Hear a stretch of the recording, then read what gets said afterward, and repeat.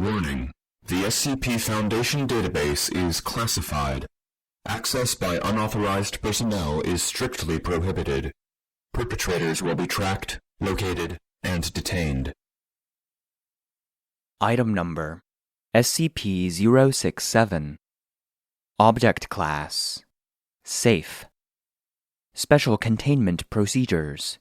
When not in use or the subject of study, SCP-067 is to be stored in its felt-lined wooden box.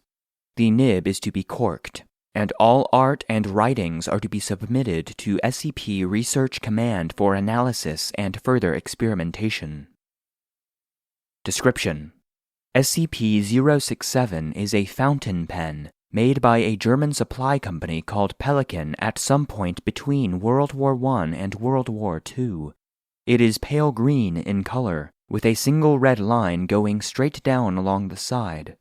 The shell is oak, and the nib is extremely sharp, capable of piercing human skin if pressed even lightly. Though it apparently lacks a reservoir, the nib never appears to run out of fresh ink. In addition, the pen writes in iron gall ink, which is suitable for artists, but would normally corrode typical fountain pens quickly. Research has surmised that any subject holding SCP-067 loses all autonomy of the hand and arm that grasps it. Full sensation is intact, but the arm below the elbow is controlled by unknown forces, theoretically centralized within SCP-067. One effect is that the controlled hand will start to use the pen to write a detailed biography of the individual holding the pen. The biography will include such information as the person's name, age, date of birth, criminal record, fears, etc. Other times, the pen has been known to write such things as an occurrence that happened in the person's lifetime. For example, when test subject 1204M held SCP-067, he began to write a detailed record of a motor vehicle accident he had been in the year before. Later, the subject admitted that many details penned in the account were not readily available to him at present time, i.e., the subject had forgotten many elements present in the written work, including his previous car's license plate number, the other vehicle's color, and so on. The subject stated that his memory of the event was so fresh in his mind during the transcription that he could taste the blood in his mouth.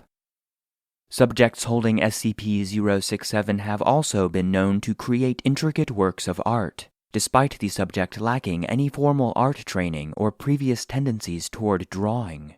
For example, test subject 1102F, a young woman with no previous artistic experience, was able to draw a winged creature resembling SCP Redacted.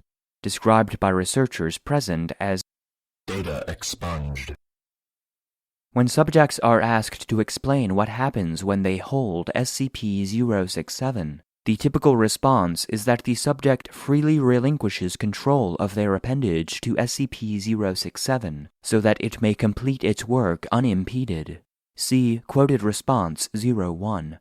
Despite being instructed to not draw or write, subjects describe feelings of empathy, admiration, and cooperation with SCP-067 that coerces them toward a will not their own. Quoted response 01. I don't really know how to explain it. It just kind of happened. When I picked up the pen, it seemed as if my hand wasn't my own anymore.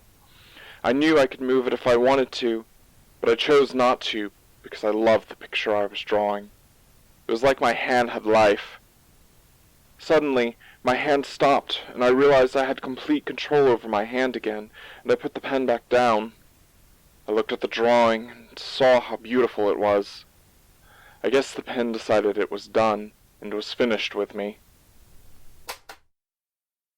Tests and experiments. On Date redacted. 2000, Redacted. a test was done to see how the pen affected living creatures other than humans. Experiment 001.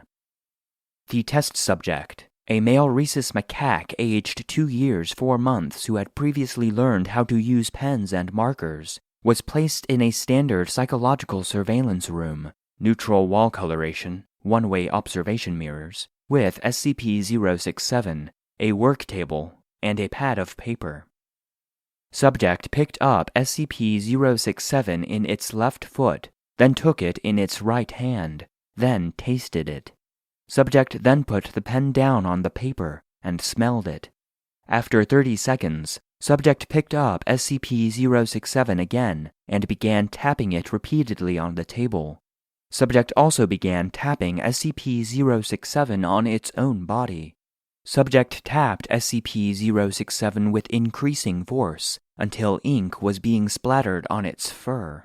Subject then threw SCP-067 onto the floor. Subsequent mechanical analysis revealed no damage. At this point, subject tore a page from the pad of paper and began rubbing it on the ink in its fur. This continued for 3 minutes, after which subject clutched the page in its teeth and leaped from the work table onto the ledge of the observation mirror, with such force that the table was knocked over. Subject began smearing the ink from the paper onto the observation mirror, while making repeated vocalizations. Subsequent analysis revealed that 50% of vocalizations were consistent with typical distress vocalizations of the rhesus macaque, and 50% were unfamiliar. After 6 minutes of smearing ink on the observation mirror, subject began tearing at the page with its teeth and claws, but dropped it before destroying more than 20% of the paper.